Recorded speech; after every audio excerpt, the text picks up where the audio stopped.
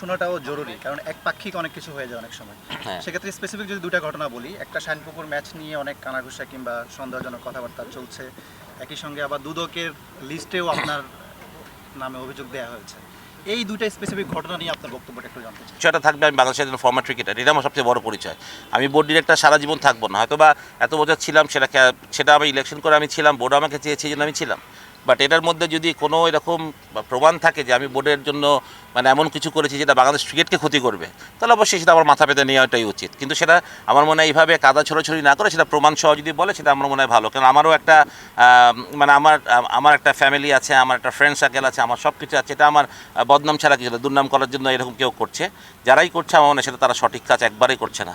সত্যি কথা বলতে আমিও যেটা বলবো যে যারা দুদকের কাছে রিপোর্টে দুদককে আমি বলবো সেটা তদন্ত করতে ঠিক মতন, এবং এইটা যদি কোনো বানোয়াট রিপোর্ট হয়ে থাকে আমাদের না বলে তাদের এগেন্সে যেটা ডিসিশন নেয়। কারণ আমি বলবো যে আমার যদি প্রমাণ করতে কিছু থাকে অবশ্যই সেটা আমার তো নিতেই হবে, আমি সেটা বললাম। এটা তো আমি তো দেশের বাইরে না, আমি দেশের ভিতরেই আছি, সুতরাং আমাকে যে কোনো সময় পাবে। সুতরাং আমার কথা হচ্ছে যে কিন্তু জিনিসটা যদি সঠিক না হয় তাহলে সেক্ষেত্রে কী হবে? কারণ আমার নাম তো আজকে নষ্ট হলো না, যে আমার নাম গেলে মানুষ আমাকে এখন এই কথাটা বলছে, অনেকেই বলছে তোর নাম দুদকে গেল, অনেক কিছু হলো। সুতরাং যদি হয় সেটা যদি এটা ফলস একটা ইয়ে করে তাহলে সেক্ষেত্রে কী হবে? সেটাও আমার প্রশ্ন সবার কাছে। যে আমি যেটা বললাম যে এত বছর ক্রিকেট খেললাম, ক্রিকেটের সাথেই ছিলাম, কারণ আমি ক্রিকেটের মাঠের বাইরে একটা দিনও যাইনি আজ পর্যন্ত। সত্যি কথা, ক্রিকেটই আমার সব কিছু, আমার পেশা বলেন, আমার নেশা বলেন, যেটাই বলেন। সুতরাং যদি আমি এটার সাথেই বেইমানি করে থাকি, তো আমি মানুষই না কোনো, আমি মানুষের পর্যায়ে পড়ি না আসলে, যদি আমি সেটা বেইমানি করে থাকি। সুতরাং তো আমার ওইটাই কষ্ট যে মানে এত বছর পর আমি করছি, মানে এখন আর মানে যে একটা স্প্রিয়ারে আমি কাজ করতাম, মানে একটু কষ্টই হয় যে হয়তোবা কী অন্যায়টা আমার ছিল, যে কেন মানুষ এরকম আমার সাথে করবে, বা আমি কার বনে যদি বা বছর সময়ের সাথে সাথে অনেক ডিসিশন আমাকে হয়তো নিতে হয়েছে বোর্ডে থাকা অবস্থায়, বা পার্সোনালি হয়তো অনেক সময় ক্লাব দল করতে গিয়ে অনেক কিছু হতে, প্লেয়ার একটা দলে নিতে গিয়ে বা কোনো একটা অফিসিয়ালের সাথে তো কথা কাটিয়েছে, সেটা হতেই পারে, সেটা part of my profession. But এটার জন্য যে আপনি এরকম একটা বড় একটা অন্যায় প্রতিবাদ আমার নামে করবেন, সেটা তো আপনি ঠিক করছেন না, ঠিক না?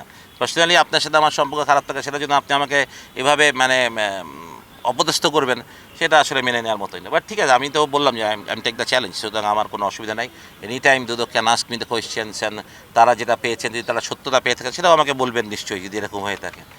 রাহিম ফোন করেছিল, বিকজ রাহিম আমার সাথে প্রায় ওই বয়স যখন 13-14 তখন ও আমার সাথে একাডেমিতে কাজ করে।